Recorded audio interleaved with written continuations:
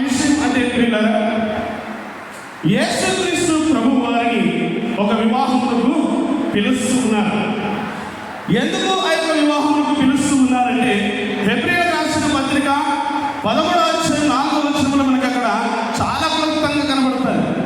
వివాహము అన్ని విషయంలో కూడా ఘనమైనది. ఏంటండి? వివాహము అన్ని విషయాల్లో కూడా ఘనమైనది. ఈ యొక్క ఘనమైన వివాహానికి, ఘనమైన ఈ యొక్క అద్భుతమైన వివాహములకు గనుడైన దేవుడు ఏర్పరిచినటువంటి ఈ యొక్క వివాహంలో గనుడైన క్రీస్తు యేసు వారు నివసించాలి అని ఆ క్రీస్తు యేసు వారిని ఆహ్వానిస్తూ ఉన్నటువంటి సందర్భము మనకు ఈ యొక్క యోహాను సువార్తలో కనబడడం మనం చూస్తూ ఉన్నాం. ప్రతి వివాహంలో కూడా మనము పత్రికల్లో వేసుకునే మొదటి మాట ఏమిటి అంటే, ఈ యొక్క వివాహ పత్రికలో చాలా పత్రికల్లో ఎక్కడ చూసినా ఇదే మాట కనబడుతుంది. ఏంటా మాట? వివాహము అన్ని విషయములో ఘనమైనది. వివాహం అన్ని విషయములో ఘనమైనది. కానీ మన జీవితంలో మనం గమనించినట్లయితే ఆ గనుడైన క్రీస్తుకు, ఈ గనుడైన వివాహమును నిర్మించినటువంటి దేవునికి మన హృదయంలో ఎంత ఘనమైనటువంటి స్థానాన్ని ఇస్తూ ఉన్నాం, ఎంత ప్రాముఖ్యమైన స్థానాన్ని ఇస్తూ ఉన్నాం, మన కుటుంబంలోనికి ఏ రీతిగా ఆయనను మనము ఆహ్వానిస్తూ ఉన్నాం అన్న విషయాలు మనము చాలా గమనించాల్సిన అవసరం ఉన్నది. ప్రియులారా, దేవుని వాక్యము మనకి సెలవిస్తూ ఉన్నది. యేసుక్రీస్తు ప్రభు వారిని వివాహానికి ఆహ్వానించారు. వివాహానికి ఆహ్వానించినప్పుడు ప్రియులారా, వివాహంలో ఉన్న వధువు కానీ, వివాహంలో ఉన్నటువంటి వరుడు కానీ, ఆ పెళ్లిపీట మీద కూర్చున్న వాళ్ళు, తర్వాత ఆ కార్యక్రమం నడిపించే పెద్దలు కానీ, ప్రియులారా, ఆ బంధుమిత్రులు కానీ, ఆ తల్లిదండ్రులు కానీ ఎవరు కూడా అక్కడ ఒక అద్భుతం జరుగుతుందని వారు ఎప్పుడు కూడా అనుకోలేదు. కానీ ప్రియులారా గమనించండి, యేసుక్రీస్తు ప్రభు వారిని ఆ వివాహానికి ఆహ్వానించడం వల్ల వారు అనుకోకుండానే క్రీస్తు యేసు వారు ఒక గొప్ప అద్భుతములు చేస్తూ ఉన్నారు, గొప్ప ఆశ్చర్యమైన కార్యములు చేస్తూ ఉన్నారు. ఏమిటి ఆశ్చర్యకార్యం అంటే ప్రియులారా, ఇదిగో ఆ ప్రాంతంలో ఆ యొక్క వివాహం విందులో ద్రాక్ష రసం అయిపోతే ఆ యొక్క ద్రాక్ష రసంలో దేవుడు అద్భుతంగా మారుస్తూ ఉన్నాడు. ఏంటి? అయిపోయిన ఆ బాణాల్లో నీళ్లు నింపితే కాలి నీటి ద్వారా వాళ్ళు తీసుకెళ్ళి ముంచి ఆ పోసినప్పుడు మధురమైనటువంటి ద్రాక్ష రసం వారికి చాలా రుచికరమైనది, చాలా అద్భుతమైనటువంటి ఈ యొక్క మరి ద్రాక్ష రసాన్ని వారు అందించినటువంటి సందర్భం మనకి కనబడుతున్నది. ఎలా ఈ యొక్క అద్భుతం జరిగిందంటే ఒకటే. ఏమిటి ఒకటంటే, యేసుక్రీస్తు ప్రభు వారిని ఆ వివాహానికి ఆహ్వానించారు. యేసుక్రీస్తు ప్రభు వారిని ఆహ్వానించడాన్ని బట్టి అద్భుతము జరిగింది. యేసుక్రీస్తు ప్రభు వారిని కేవలం వివాహంలోనికి ఆహ్వానిస్తేనే అద్భుతము జరిగితే, ప్రియుల గృహంలోనికి ఆహ్వానిస్తే ఇంకా ఎలాంటి అద్భుతము జరుగుతుంది. ఆయన ఇంకా నీ హృదయం అనబడినటువంటి ఇంటిలోనికి ఆహ్వానిస్తే ఇంకా ఎలాంటి అద్భుతము జరుగుతుంది అంటే చాలా ప్రాముఖ్యమైన విషయాలు మనకు కనబడుతూ ఉంటాయి. కానీ నేను ఉదాహరణకు ఒక 2 మాటలు చూపించాలని ఆశపడుతూ ఉన్నాను. లూకాసు వార్త 19వ అధ్యాయం, లూకాసు వార్త 19వ అధ్యాయం మొదటి వచనం నుంచి మనం గమనించినట్లయితే చాలా ప్రాముఖ్యమైన విషయము కనబడుతుంది. చదువుతారా? కొంచెం గట్టిగా చదవండమ్మా. ఆయన సంచరించుచు ఎరికో పట్టణములో ప్రవేశించి దాని గుండా పోవచ్చుండెను. ఇదిగో సుంకపు గుత్తదారుడును ధనవంతుడు అయిన జక్కయ్య అను మారు పేరు గల ఒకడు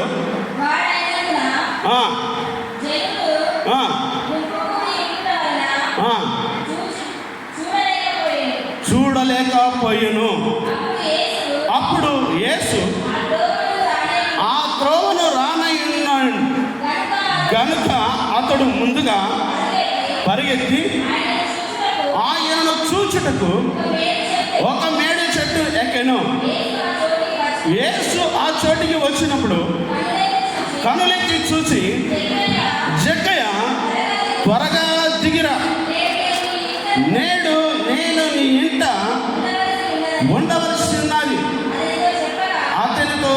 చెప్పగా అతడు త్వరగా దిగి సంతోషముతో ఆయనను చేర్చుకును.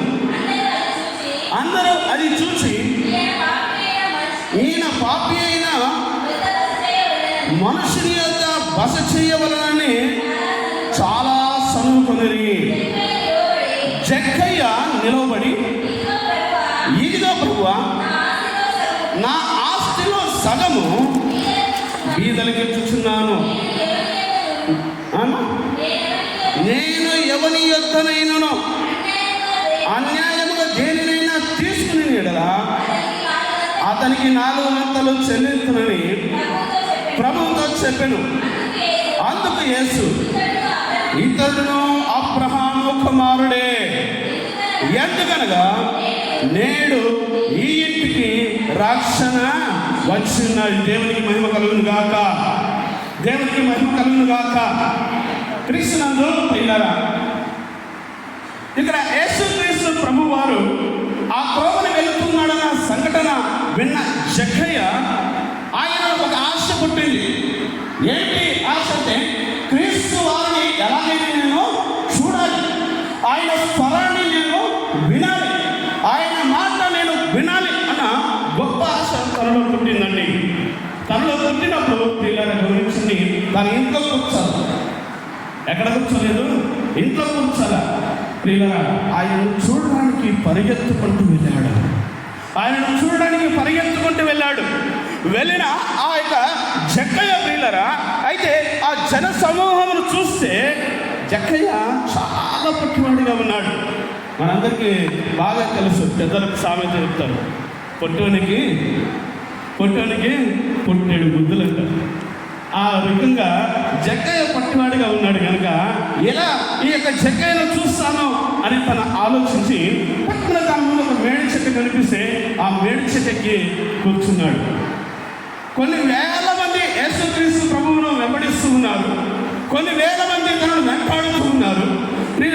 తన వెంబడి ఉండేటటువంటి శిష్యులు కూడా తన పక్కనే వస్తూ ఉన్నారు. కానీ ఇంతమందిని వదిలేసినటువంటి క్రీస్తు యేసు వారు సరాసరి జక్కయ్య ఉన్న ఆ చెట్టు దగ్గరికి వచ్చి, జక్కయ్య త్వరగా దిగిరా, జక్కయ్య త్వరగా దిగిరా అని ఆ క్రీస్తు యేసు వారు పిలుస్తూ ఉన్నటువంటి సందర్భం మనకు కనబడుతూ ఉన్నారు. ప్రియులారా, గమనించండి, ఈ మాట నేను ఎందుకు చెప్తూ ఉన్నానంటే, జక్కయ్యలో ఏమున్నది ఆశ?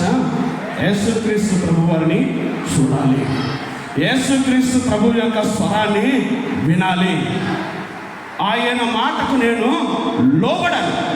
ప్రియులారా, గమనించండి, ఈ 3 ఆలోచనలు కూడా తాను కలిగి ఉన్నాడు. ఈ 3 ఆలోచనలు కూడా తాను కలిగి ఉండడాన్ని బట్టి సరాసరి యేసుక్రీస్తు ప్రభు తన దగ్గరికి వచ్చి, జక్కయ్య దిగరా, ఈరోజు నేను నీ ఇంట్లో బస చేయనున్నానంటే ఆ మాట మాత్రమే తాను విన్నాడు. సరాసరి వచ్చాడు జక్కయ్య దగ్గరికి వచ్చి. అతను, ప్రియులారా గమనించండి, ఎంత అద్భుతమైన మాట చెప్తున్నాడు మనకి ఇక్కడ కనబడుతూ ఉన్నాడు. ఎంత ఆశ్చర్యమైన మాట చెప్తున్నాడు మనకి ఇక్కడ కనబడుతూ ఉన్నాడు. ఎన్నిసార్లు విన్నాడండి జక్కయ్య మాట? ఏమంటే వినిపిస్తుంది అన్నమాట. ఎన్నిసార్లు జక్కయ్య యేసుక్రీస్తు స్వరం విన్నాడు, యేసుక్రీస్తు వారి మాట విన్నాడు? ఏంటండి, ఒకేసారి విన్నాడు. విన్న ఒక్కసారి తన మనసు మార్చుకుంటాడు. విన్న ఒక్కసారి తన హృదయాన్ని క్రీస్తు యేసు వారికి సమర్పిస్తూ ఉన్నాడు. విన్న ఆ ఒక్కసారి యేసుక్రీస్తు ప్రభువును తన యొక్క హృదయంలోనికి ఆహ్వానిస్తూ ఉన్నాడు. ఇక్కడ కేవలం తన గృహంలోనికే కాదు, తన హృదయంలోనికి కూడా ఆహ్వానిస్తున్నాడు. అనేక మార్లు దేవుని వాక్యం వింటూ ఉన్నాం. అనేక మార్లు దేవుని వాక్యం మనము సంవత్సరాల తరబడి వింటూ ఉన్నాం. కానీ ఆ మార్పు మనలో కలుగుతుందా? ఆ మార్పు మనలో వస్తుందా? ప్రియులారా, భావించండి. ఎందుకు ఈ మార్పు రావాలంటే, నీ జీవితంలో ఒక గొప్ప అద్భుతం చేయాలని దేవుడు ఆశపడుతున్నాడు. ఈ కానా వివాహంలో యేసుక్రీస్తు ప్రభు వారు ఆహరించబడ్డాడు. యేసుక్రీస్తు ప్రభు వారిని తీసుకువచ్చారు కనుక ప్రత్యేకమైనటువంటి ఇన్విటేషన్ ఆయనకి ఇచ్చారు కనుక ఆయన అక్కడ గొప్ప అద్భుతము జరిగింది, ఆశ్చర్యం జరిగింది. అనుకోలే ఎవరు కూడా ఊహించాల. ఈరోజు మరి పెళ్లి కుమార్తెగా పెళ్లి కుమారుని అలంకరించబడి ఈ యొక్క స్టేజ్ పైన మన ముందు కూర్చున్నటువంటి మరి భాను ప్రసాద్, అదేవిధంగా గౌతమి, ఈరోజు వారి యొక్క వివాహమునకు మన అందరినీ పిలిచారు. మనతో పాటు కూడా ఇంకొక వ్యక్తిని పిలిచారు. ఎవరండి ఆయన? ఎవరండి? యేసుక్రీస్తు ప్రభువారు. ఆయన రావడం వల్ల పిల్లలు గమనించండి, వివాహంలో అద్భుతం మనకు కనబడుతూ ఉంటుంది. ఎందుకంటే ఇంత జన సమూహం కూడడానికి ఈ యొక్క ఏ కార్యము నిర్వహించిన వారు, దీన్ని ప్రత్యేకంగా ఏర్పరిచిన వారు ఎవరైనా ఉన్నారంటే అది కేవలం సృష్టికర్త అయినటువంటి దేవుడు మాత్రమేనండి. ఆయన నిర్మించడం వల్ల ఈ యొక్క ఘనమైన వివాహాన్ని, ఈ యొక్క వివాహ మహోత్సవంకు ఎలా జరుగుతుందో, ఈ కన్నుల పండుగ ఎలా ఉంటుందో చూద్దామని బంధుమిత్రులు, స్నేహితులు, శ్రేయాభిలాషులు అందరూ కూడా ఈ యొక్క వివాహములకు ఆశ్రయించుకునే సందర్భం కనబడుతూ ఉంది. అయితే ఈ అద్భుతం చూస్తున్నాం మనం. రెండవ అద్భుతము ఎవరు చూడాలి? ఎలా చూస్తారంటే వారి గృహంలోనికి ఎవరు ఆహ్వానించాలి? ఇప్పుడు మన ముందు కూర్చోబోతున్నటువంటి భాను ప్రసాద్ గారి, అదే గౌతమి గారి, వారిద్దరు కూడా నూతనంగా వివాహం చేసుకోబోతున్నారు కనుక, వారిద్దరు కూడా ఒక నూతన గృహంగా వారు నిర్మించబోతున్నారు కనుక, వారి యొక్క దాంపత్య జీవితంలో వారు నిర్మించబోతున్నారు కనుక, వారి దాంపత్య జీవితంలోనికి వారు ఒక ఆహ్వానించారు. జగ్గయ్య తన గృహంలో వస్తున్నటువంటి క్రీస్తు వారికి అంటున్నాడు, అయ్యా నా హృదయాన్ని మీకు ఎలా ఇస్తున్నాడు? నేను ఎవరి దగ్గరైనా అన్యాయంగా తీసుకుంటే దానికి 4 రెట్లు చెల్లిస్తాను అంటున్నాడు. ప్రియులారా గమనించండి, ఎంత అద్భుతం చూడండి ప్రియులారా. ఎప్పుడైతే యేసుక్రీస్తు ప్రభువారిని ఆహ్వానిస్తారో, యేసుక్రీస్తు ప్రభువారు ఎప్పుడైతే వస్తారో అప్పుడు మన హృదయము మార్చబడుతుంది. వీరి నూతన దాంపత్యంలో కూడా యేసుక్రీస్తు ప్రభువారు వారి జీవిత కాలంలో అలాంటి అద్భుతం చేయాలని నేను ఆశపడుతున్నాను. మంచిది. ఆయన రావడం వల్ల అద్భుతాలు మనం చూసాం. ఇంకొక మాట నేను చూపించి చేస్తాను. ఆయన రావడం వల్ల అద్భుతాలు మటుకు కాదు, అద్భుతం అంటే ఎంతసేపు ఉంటుందండి? కొంతసేపు. ఈ ద్రాక్షారసం ఎంతసేపు ఉంది? జీవితకాలం అంతా ఉందా? లే, అది కొంతసేపే. కానీ అద్భుతం ఎప్పుడైనా ఆశ్చర్యకరమైన, ఏ మహోకరమైన మనం అనుకుంటాం ఎంతో కాలం నిలబడదు, అది కొంతసేపే. కానీ ఎప్పుడు నిలిచేది ఒకటే.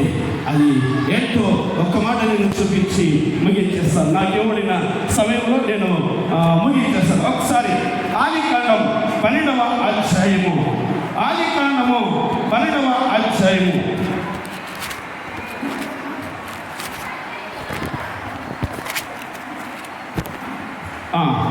మొదటి వచ్చినట్టు చదవండమ్మా. యెహోవా నీవు లేచి, అమ్మా బైక్ రావట్లేదు తల్లి.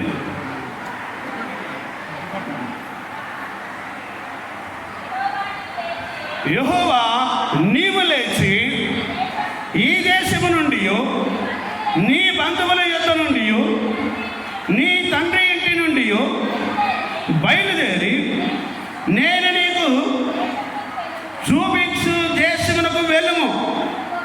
నిన్ను గొప్ప జనముగా చేసి నిన్ను ఆశీర్వదించి నీ నామమును గొప్ప చేయుదును. చాలు ప్రియులారా, గమనించండి.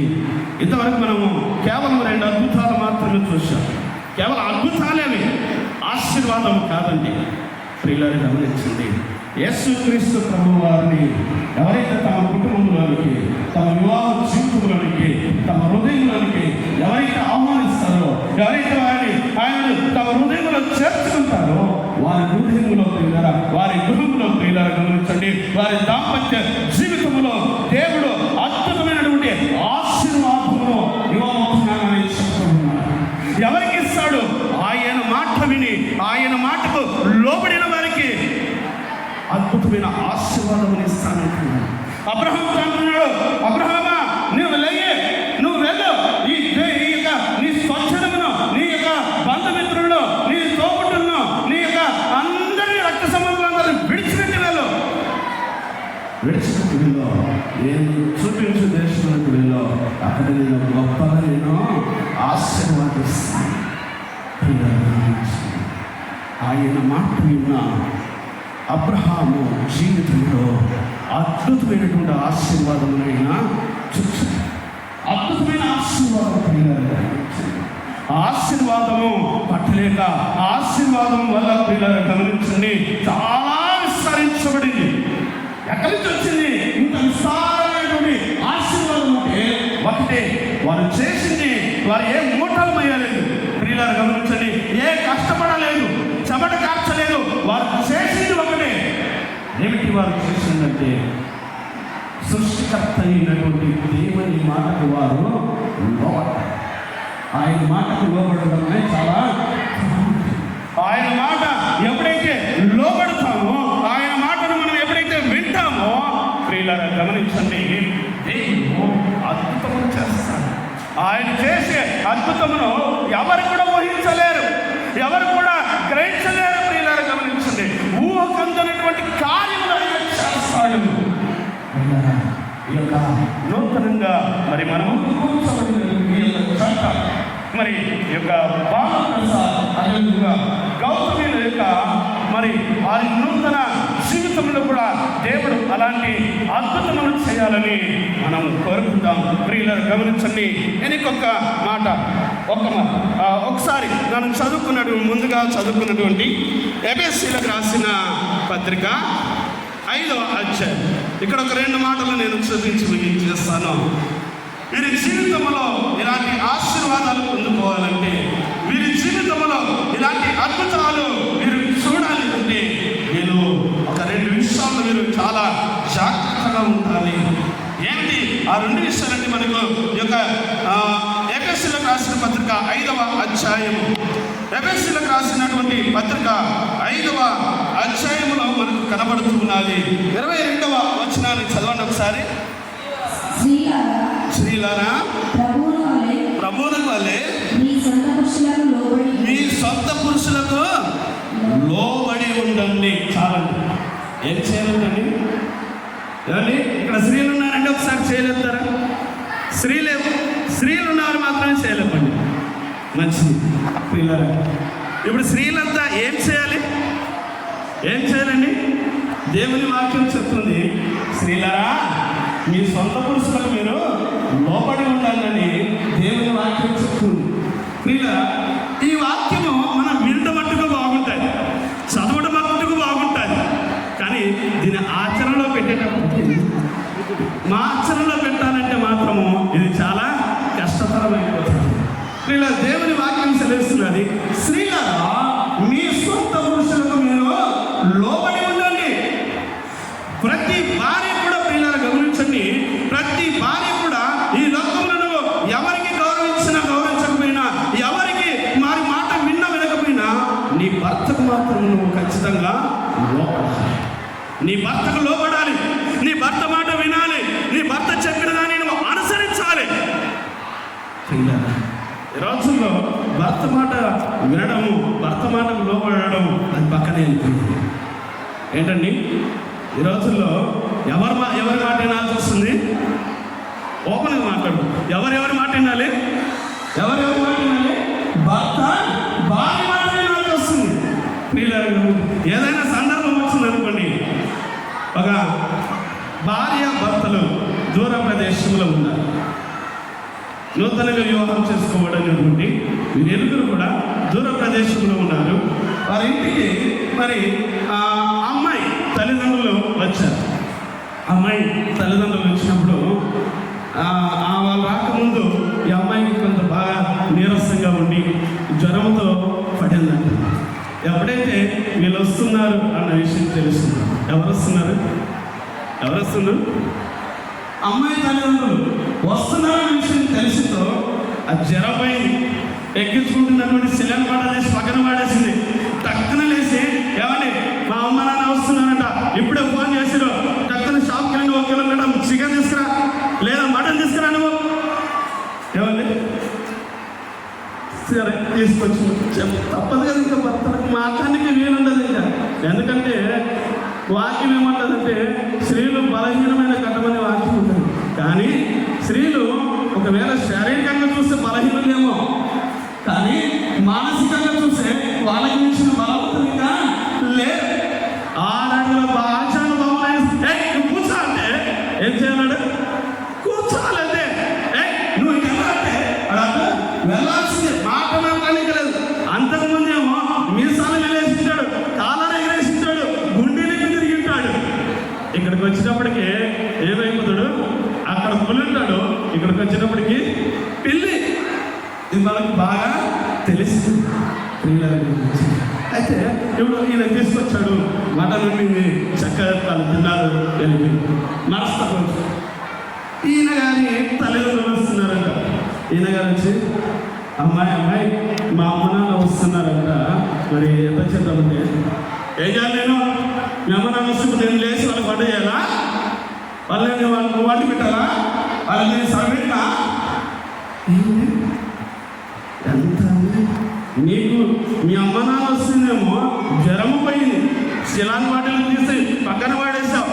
అదే మీ యొక్క అత్తమామ వచ్చినప్పుడు ఆ మాట అన్నాడు, న్యాయమంటారా? న్యాయమేనా చెప్పండి, కొంచెం న్యాయమేనా? కాదు.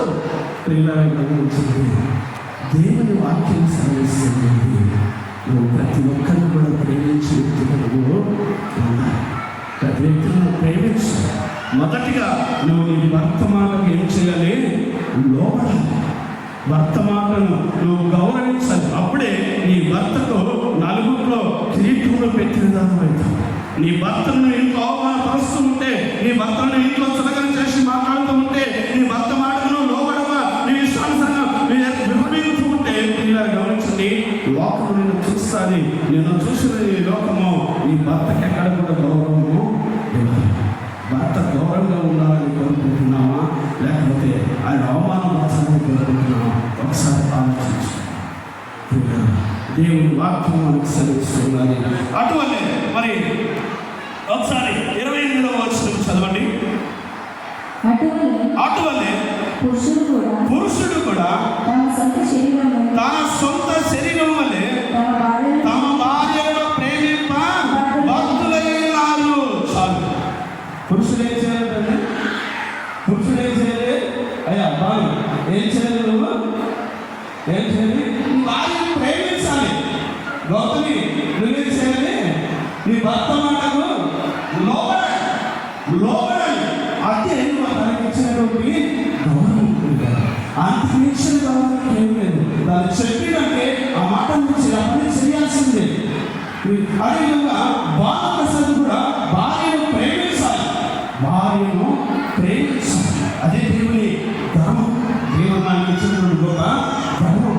అంతేకాని ఇప్పుడు నేను మగాని కదా, నేను ఏమైనా చేయొచ్చు కదా, నేను ఏమైనా మాట్లాడచ్చు కదని అర్థమైన మాటలు మాట్లాడకుండా తొందరపడి ఎలాంటి అగాయితానికి కూడా పాల్గొనకూడదు. వాక్యం నాకు సెలవిస్తున్నది, భార్య ఏం చేయాలి? భర్తకు లోబడాలి. భర్త భార్యను ప్రేమించాలి. ఈ రెండు ఎప్పుడైతే కుటుంబంలో ఉంటాయో అప్పుడు దేవుని ఒక ఆశీర్వాదం చూస్తారు. అబ్రహాము మాట భార్య అయినటువంటి శారా వినాలి. అబ్రహాము మాట భార్య అయినటువంటి శారా వినాలి. అబ్రహాము తన భార్య అయినటువంటి శారాను ప్రేమించాడు. దేవునికి లోపడాలి. పురుషుడు దేవునికి లోపడాలి, భార్య భర్తను మరి లోపడాలి, భర్తకు లోపడాలి. దేవునికి భయపడాలి. అప్పుడు ఈ కుటుంబంలో అద్భుతము ఆశ్చర్యమైనటువంటి ఆశీర్వాదములను చూస్తాం. కనుక ఈ నూతనంగా జతపరచబడుతున్నటువంటి గౌతమి బాలప్రసాద్ యొక్క కుటుంబం ఈ రీతిగా ఆశీర్వదించబడాలని నేను కోరుకుంటూ నాకు సమయం ఇచ్చిన సెక్రటరీ గారికి ధన్యవాదాలు తెలుపుకుంటూ ఈ కొద్ది మాటలు నేను ముగిస్తున్నాను. Thank you. Thank you sir. చాలా క్లుప్త సమయంలో చాలా విషయాలు